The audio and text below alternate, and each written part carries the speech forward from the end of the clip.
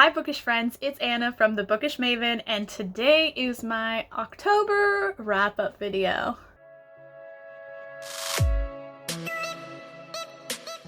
So October was a pretty good reading month for me, I would say, for the most part. I had a couple small slumps, which I think if you have been a reader for a very long time, you will know there are just times in your life where a book is just not like priority.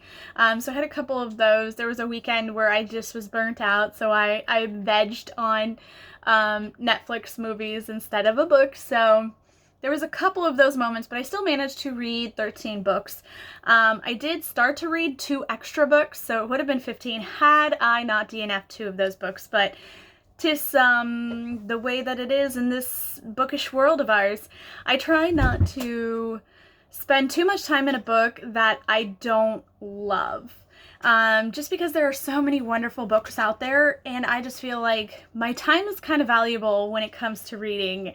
I would love to read all the books I want to read before my time comes, but there are hundreds and hundreds and more being released every year, so if I don't love a book by the 50% mark, I tend to DNF it, and so this month I ended up DNFing 2 books. One I may go back to some other year, but I had expectations and going into it, and the book was nothing like what I thought it was, so I think it might have just been like my expectations and my thoughts were a specific way, and then it just didn't fulfill. So the other one I just wasn't into, so just to let you know, The Beautiful by Renee Ahdieh was the one that I DNF'd because I assumed it was going to be a vampire book, and it really wasn't. It was more of like a thriller mystery type of book.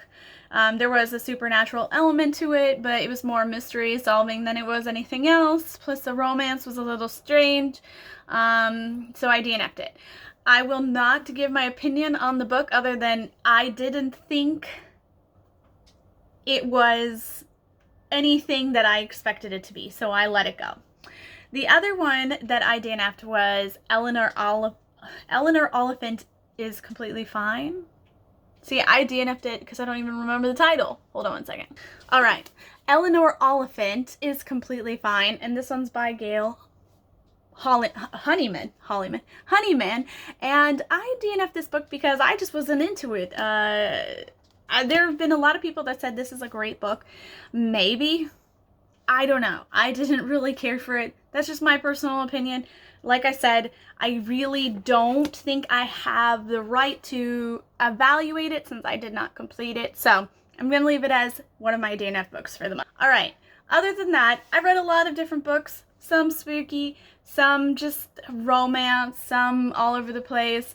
But I decided to only update you guys on my best reads and then my most disappointing reads. So besides the 2 books that I DNF'd, I had one other book that was absolutely a disappointment to me. I was very excited to start this series. I had my eye on it for quite a while, but this year, once again, is the year of like my writing and my reading, and so I'm prioritizing what I wanted to read, and so this has been on my TBR for a long time, and I was super disappointed when I picked it up, and that is Caraval by Stephanie Garber. So I started reading this, and it was really interesting. The premise, the issues in it. So basically it follows this young woman who I guess is in like a domestic abusive like family. There's a bunch of chaos. She has a little sister who's wily and spunky and makes really poor choices. But the older sister, she has written to the Caraval many a times to see if they can come to her little island and perform for her so that it would give her a little bit of release and like a break from all the craziness, but she never gets a response, and they never come. So she just kind of moves on with her life after years of writing to the Caraval about coming. She gives up. She becomes betrothed to some guy she's never met before. Her father is super like strict with her about making sure she's not doing anything that will compromise this relationship. And one day, the Grand Master of Caravel sends a note saying that he's not coming to the island, but he's given three tickets technically to her to come to Caravel on their island. So she's like, I don't want to risk my reputation and the possibility of getting out of this domestic like violence by getting married to this guy who's going to rescue us. But her younger sister's like, this isn't going to happen. So her younger sister and a friend kidnap her and take her to Caravel, where they then have to compete in Caravel for one wish. The story, like I said, was kind of interesting at first, but there was a point where it was, to me, extraordinarily juvenile, for one. And secondly, I think it was too much. I don't know. It wasn't really what I expected it to be. There was so much mystery. There was so much like puzzling, and I just didn't appreciate it as much as I think everyone else appreciates it. So I read it, but it was my most disappointing. I guess that's a good thing if Caravel was your most disappointing book of the month, because it wasn't horrible, but it was not fantastic. I think I did rate it 3 stars because it had a good premise and it was decent writing. And they had some decent characters. I don't really feel like there was much character development in it, but alas, it was decent. I don't think I'll get to the rest of the series. If the rest of the series is like this, probably not. But I'm not going to count it out. I won't count it out until, I just won't count it out. So onward to my favorite books that I read this month. Now, there were a couple books that I did read, and one that I listened to that was surprisingly good, considering I had expectations that were extraordinarily low. And they were good, but my favorite of all was number 1, The Bone Houses by Emily Lloyd Jones. Now, I would not consider this my favorite book of all times, but I really enjoyed it. It was such a great story, unexpected endings, unexpected journeys.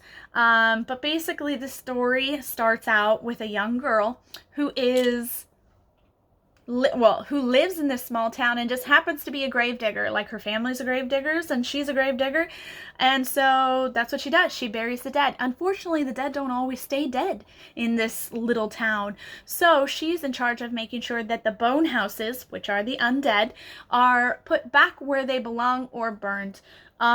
Mostly burned, but one day a new boy comes to town and he is looking for a way to get into the forest and map the forest so that he can come back to the big city as a renowned map maker.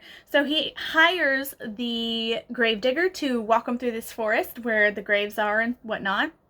And she says she will, but right before they are able to take off, a bunch of undead begin to swarm their town, and it changes their priorities from mapping the mountains to going into the mountains to try to find a way to right the situation and basically make sure the dead always stay dead. So it was marketed as like a fun like old school fantasy / zombie book. I don't know if I would consider it a zombie book. I think it's very different than what zombies are. Bone houses and zombies are extraordinarily different.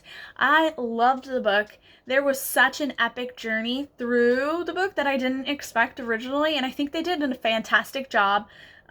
She did a fantastic job creating this very atmospheric and beautiful story with very interesting characters.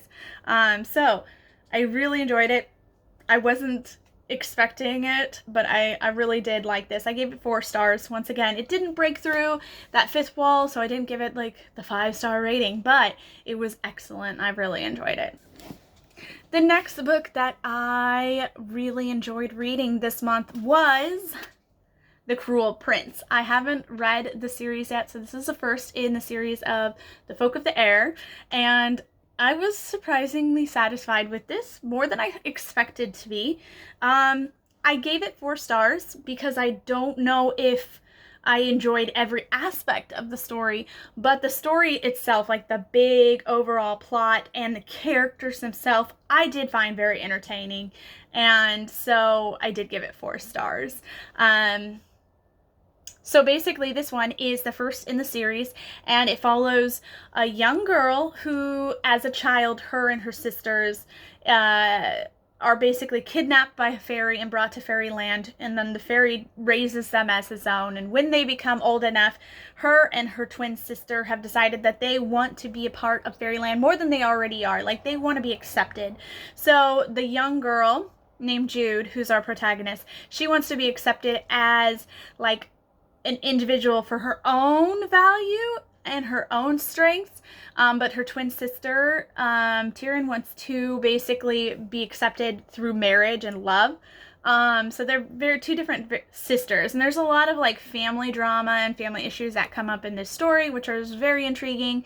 But beyond that, during this entire like family dynamics that are going on, there's a political shift in this world, and the old fairy king is about to retire, and he's going to pass the crown down to one of his children. So there's this plotting that's going on between the children, like who's going to get the crown and become the next king.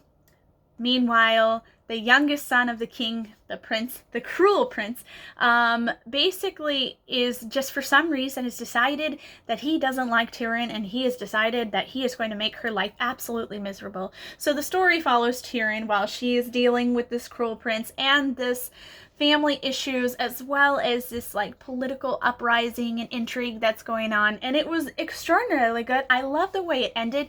It was such a good ending. It wasn't a cliffhanger like you know, the kind of cliffhanger where you're like, oh, I can't handle it, why would they do this? It was more like, oh my gosh, this is such a good story, and I can't wait to find out what happens next.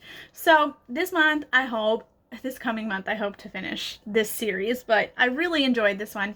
Once again, 4 out of 5 stars. I didn't love every aspect of the book, but I did love like the overall storyline, so, and the characters once again. So, and the last book I want to talk about is one that I didn't necessarily expect to love. I have heard so much about Six of Crows and Crooked Kingdom that I have really wanted to read that book for a long time, but I felt like I needed to read some of the Grisha Verse series to begin with so that I could have kind of an understanding of what's going on before I get into Six of Crows. So we've decided, oh, I'm going to read the Grisha Verse series and also the short stories that go along with it. So this is the book that Leigh Bardugo published. It's called The Language of Thorns and Midnight Tales and Dangerous Magic, and this is a book that follows the Grisha Verse. It's tales that are being told and happening at the same time as the actual series are taking place. So I absolutely enjoyed this book so much. There are quite a few stories in here, and each one is kind of like a fantastic fairy tale-ish type of tale, but it's twisted, and some of it is unexpected. You don't see it coming, but it gives such like depth to like the cultural thought of Grishaverse. Like, if that makes sense. I don't know. I'm probably like rambling on. Anyways, I really, really, really enjoyed this book. I think that anyone who loves Leigh Bardugo's Grisha Verse or Six of Crows should definitely pick this one up. It's definitely different than the series is. These are more like the folk tales and like the side stories that are going on and supporting the actual story as it goes along. So, excellent book. Wasn't expecting to like it as much as I did. In fact, I think I liked it better than the first in the Grishaverse series, Shadow and Bones. I loved Shadow and Bones for the first 100 pages. After that, it was like, mixed feelings. This one I picked up and I read, and there was no mixed feelings. I really enjoyed these stories in this book. So, that is my October wrap-up of my favorite and my most disappointing reads of the month, and I cannot wait for November. I don't know if I'm going to be able to keep up with what I want to read, but I'm gonna give it a try. So thanks for watching this video, and if you haven't subscribed already, please subscribe below, and if you've read any of these books and have a comment, please let me know what you thought of them. All right, bye guys.